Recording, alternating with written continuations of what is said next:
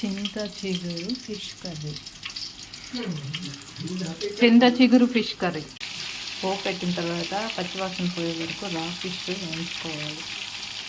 పచ్చివాసన పోయే వరకు వేగిన తర్వాత చింతపండు పులుసు వేసుకొని బాగా దగ్గర పడే వరకు ఉడకబెట్టుకోవాలి.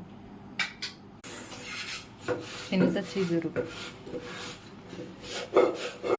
ఉడికేటప్పుడు ఆ ఎగ్గు సొన ఆనియన్స్ వేయాలి. కరివేపాకు,